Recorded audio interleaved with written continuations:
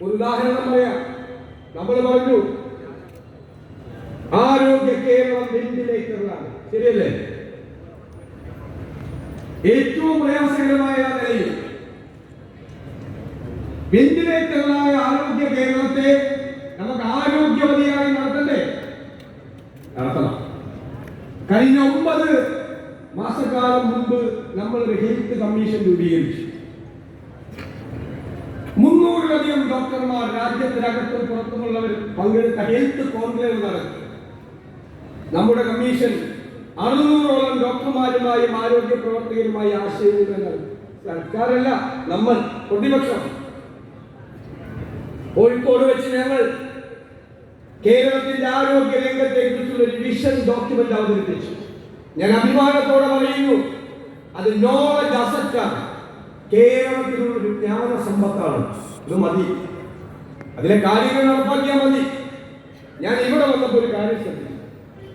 കാസർഗോഡ് മുതൽ ഇവിടെ വരെ എത്തിയപ്പോൾ ആൾക്കൂട്ടമൊക്കെ കണ്ടു പലതും. പക്ഷെ ഏറ്റവും കൂടുതൽ സ്ത്രീകൾ പങ്കെടുത്തൊരു പരിപാടി. ഏറ്റവും കൂടുതൽ സ്ത്രീകൾ പങ്കെടുത്തൊരു പരിപാടി.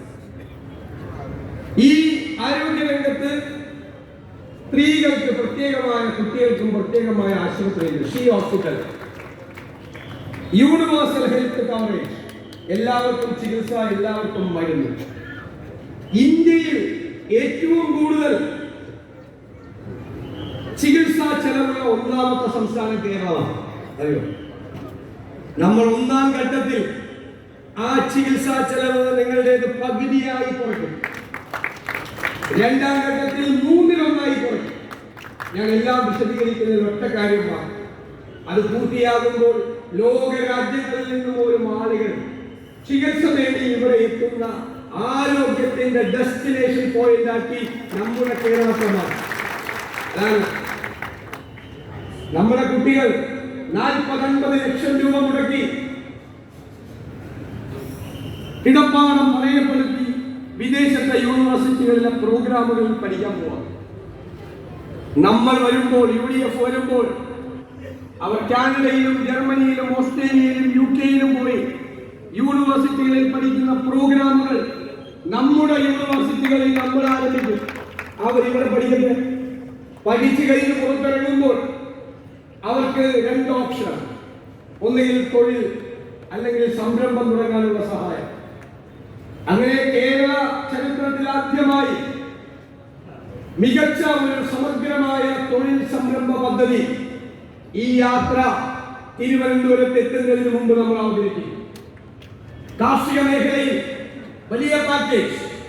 കർഷകരെ, മണ്ണിനെ സ്നേഹിക്കുന്ന കർഷകരെ അവിടെ നിലനിർത്താൻ, അവരെ സംരക്ഷിക്കാനുള്ള വലിയ പാക്കേജ്. വന്യജീവി ആക്രമണത്തിൽ നിന്ന് രക്ഷിക്കാൻ ആർട്ടിഫിഷ്യൽ ഇന്റലിജൻസിന്റെ സഹായത്തോട് കൂടിയ പദ്ധതികൾ, നിരവധി പദ്ധതികൾ, ക്ഷീര കർഷകരെ സഹായിക്കാനുള്ള പദ്ധതികൾ.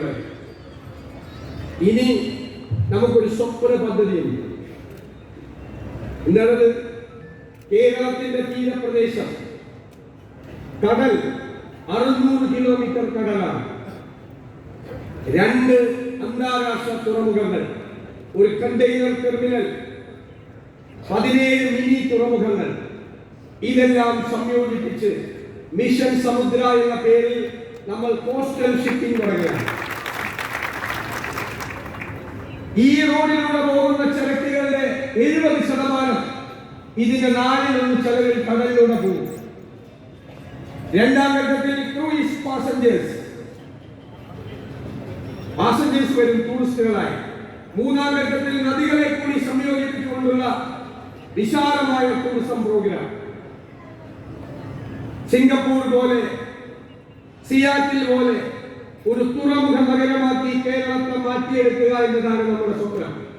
ഇതിനുവേണ്ടി പദ്ധതി തയ്യാറാക്കിയ അന്താരാഷ്ട്ര വിദഗ്ധർ, മാരിടൈം എക്സ്പേർട്സ്, ഷിപ്പിംഗ് എക്സ്പേർട്സ് എന്നോട് പറഞ്ഞത്, ഇങ്ങനെ പരിപാടി നടത്താൻ ഇതിനേക്കാൾ മനോഹരമായ ഒരു സ്ഥലം ലോകത്തെങ്ങുമില്ലെന്നാണ്.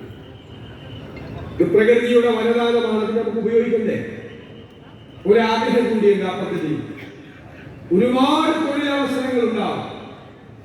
ഞങ്ങളുടെ ആഗ്രഹം 1/3 തൊഴിലവസരങ്ങൾ തീരപ്രദേശത്ത് ജീവിക്കുന്നവരുടെ മക്കൾ കൊടുക്കണമെന്നാണ്. അവരുടേതാണ് ആ പദ്ധതി, അവരുടെ സ്വന്തം പദ്ധതിയാണ്. തീരപ്രദേശത്ത് ജീവിക്കുന്ന മനുഷ്യരുടെ ജീവിത നിലവാരത്തിൽ കൂടി മാറ്റം ഉണ്ടാക്കാൻ അവർക്ക് തൊഴിലും കിട്ടും, മറ്റ് കച്ചവട സാധ്യതകളെല്ലാം ഉണ്ടാവും. അവരുടെ ജീവിതത്തിലായിരിക്കും മാറ്റം ഉണ്ടാകാൻ പോകുന്നത്. നമ്മൾ ഏത് വികസനം കൊണ്ടുവരുമ്പോഴും ആ പ്രദേശത്ത് ജീവിക്കുന്ന മനുഷ്യരുടെ ജീവിതത്തിൽ മാറ്റമുണ്ടെങ്കിൽ അതിന് വികസനം എന്ന് വിളിക്കാൻ പാടില്ല. അല്ലാതെ കുറെ വില്ലകളും കുറെ ഫ്ലാറ്റുകളും കുറെ മൾട്ടി സ്റ്റോറേജ് ബിൽഡിങ്ങും കാണിച്ചിട്ട് അവിടെ ഉള്ളവരെയൊക്കെ തെരുവിലേക്ക് പറഞ്ഞയച്ചിട്ട് അതാണ് വികസനം എന്നല്ല പറയുന്നത്. അവിടെ ജീവിക്കുന്ന മനുഷ്യന് അതുവരെ ഉണ്ടായിരുന്നതിനേക്കാൾ മെച്ചപ്പെട്ട ജീവിത സാഹചര്യങ്ങൾ ഉറപ്പുവരുത്തിയിട്ടുള്ള വികസനം, കൃത്യമായ കാഴ്ചപ്പാട്, ക്ലൈമറ്റ് ചേഞ്ചിനെ പറ്റി, കാലാവസ്ഥ വ്യതിയാനത്തെ പറ്റി പാരിസ്ഥിതിക ബോധമുള്ള, സാമ്പത്തികമായ കാര്യങ്ങൾ പരിശോധന നടത്തിയിട്ടുള്ള, സോഷ്യൽ ഇമ്പാക്ട് പരിശോധിച്ചിട്ടുള്ള പദ്ധതികളാണ് എല്ലാം. കേരളത്തിന് മുന്നോട്ട് ഒരുപാട് പദ്ധതികളുണ്ട് മനസ്സിൽ. ഞാൻ എല്ലാം പറയുന്നില്ല, കുറച്ച് സസ്പെൻസ് അല്ലേ. പക്ഷെ ഈ യാത്ര തിരുവനന്തപുരത്ത് എത്തുമ്പോൾ കേരളത്തിന് ബോധ്യമാകും ഈ വരവ് കേവലം ഭരണമാറ്റത്തിന് വേണ്ടി മാത്രമുള്ള വരവല്ല, ഇത് കേരളത്തിന്റെ മാറ്റത്തിന് കൂടിയുള്ള വരവാണ്.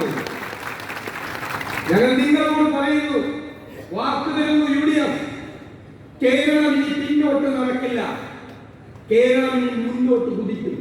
നമുക്ക് വേണ്ടി മാത്രമല്ല, നമ്മുടെ വരാനിരിക്കുന്ന തലമുറകൾക്ക് കൂടി ഇവിടെ ജീവിക്കാൻ പറ്റുന്ന ഇന്ത്യയിലെ ഒന്നാമത്തെ സംസ്ഥാനമാക്കി നമ്മൾ ഈ കേരളത്തെ മാറ്റുക തന്നെ. ഇവിടെ ഇതൊന്നും അല്ല ഇപ്പൊ ചർച്ച ഒടുക്കത്തെ വർഗീയതയാണ്. സംഘപരിവാറിനെയും BJPയെയും നമുക്കറിയാം അല്ലേ. നമ്മൾ ഒരുമിച്ച് ജീവിക്കുന്നത് കണ്ട അവർക്ക് അപ്പ സങ്കടം വരും, അപ്പൊ ഒരു വിദ്വേഷ പ്രചരണം നടക്കും, നമ്മളെ തമ്മിലടിപ്പിക്കും, സംഘർഷമാക്കും. അപ്പോഴാണ് അവർക്ക് ആശ്വാസം ഉണ്ടാകുന്നത്. നമ്മുടെ സങ്കടം സംഘപരിവാറിന്റെ അതേ വഴിയിലൂടെ കേരളത്തിലെ CPM-ഉം സഞ്ചരിക്കും. ഡൽഹിയിലെ ചേതൻ ബാവയും തിരുവനന്തപുരത്തെ അടിയൻ ബാവയും ഒരേ തോണിയിലാണ് സഞ്ചരിക്കുന്നത്, ഒരേ പാതയിൽ. നമുക്ക് ഓർമ്മയുണ്ട്, കഴിഞ്ഞ പാർലമെന്റ് തെരഞ്ഞെടുപ്പിൽ കേരളത്തിന്റെ മുഖ്യമന്ത്രി പിണറായി വിജയന്റെ പ്രസംഗം ഭയങ്കര ന്യൂനപക്ഷ പ്രേമമായിരുന്നു. എന്തായിരുന്നു പറഞ്ഞത്? ഗാസയിലെ കുഞ്ഞുങ്ങൾ, പാലസ്തീനിലെ യുദ്ധം, പൗരത്വ രജിസ്റ്റർ, ന്യൂനപക്ഷ പ്രേമം. പക്ഷെ ന്യൂനപക്ഷങ്ങൾക്ക് മനസ്സിലായി വെറുതെ ആവശ്യമാണ്, അവർ ഊട്ടിയില്ല. തെരഞ്ഞെടുപ്പ് കഴിഞ്ഞപ്പോൾ പ്ലേറ്റ് മാറ്റി.